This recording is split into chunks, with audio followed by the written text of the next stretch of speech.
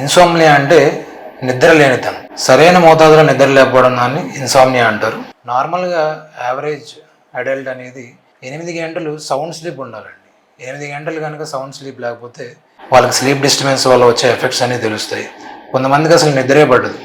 నిద్ర ఎందుకు పట్టదు, దానివల్ల ఏం కారణాల వల్ల నిద్ర పట్టదు తెలుసుకుందాం. ఎక్కువ మందికి నిద్ర లేకపోవడానికి కారణం స్ట్రెస్ అండి. అధికంగా స్ట్రెస్ తీసుకోవడం వల్ల, అధికంగా ఆలోచించడం వల్ల కూడా నిద్ర అనేది ఇంబ్యాలెన్స్ అవుతుంది. ఇది కాకుండా కొంతమంది స్లీప్ అనేది టైమింగ్ మెయింటైన్ చేయరు. స్లీప్ హైజీన్ అంటారు.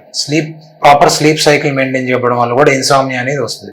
ఒకరోజు 10ంటికి పడుకోవడం, ఒకరోజు 12ంటికి పడుకోవడం, ఒకరోజు 2ంటికి పడుకోవడం అట్లా కాకుండా ఫిక్స్డ్ టైం అనేది మెయింటైన్ చేయాలి. రోజు 10కి పడుకుని 6ంటికి లేవడం, అట్లా ఫిక్స్డ్ టైమింగ్ మెయింటైన్ చేస్తే ఇన్సోమ్నియా అనేది తగ్గుతుంది. ఫిక్స్డ్ టైమింగ్ లేకపోతే ఇన్సోమ్నియా అనేది పెరుగుతుంది. ఎస్పెషలీ నైట్ టైం లేట్గా ఫుడ్ తీసుకోవడం, ఎక్కువ మొబైల్ ఫోన్ చూడడం కానీ, లేట్ నైట్ వర్క్ చేసుకోవడం కానీ, వీటి వల్ల ఇన్సోమ్నియా అనేది వస్తుంది. హెల్త్ ప్రాబ్లమ్స్ వల్ల కూడా ఇన్సోమ్నియా అనేది రావచ్చు. కొంచెం అనీమియా ఉన్న వాళ్ళకి, రక్తహీనత వల్ల, దీర్ఘకాలికంగా హెల్త్ ఇష్యూస్ ఉన్న వాళ్ళకి కూడా, అండ్ ఏజ్ ఎస్పెషల్లీ ఎల్డర్లీ ఎక్కువ వయసు ఉన్న వాళ్ళకి కూడా తదితర కారణాల వల్ల, వాళ్ళు వాడే మందుల వల్ల కూడా ఇన్సోమ్నియా అనేది సంభవిస్తుంది. ఇన్సోమ్నియా రావడానికి కారణాలు ఏంటని చూసుకుని దాన్ని బట్టి మనం ట్రీట్మెంట్ తీసుకోవాలి.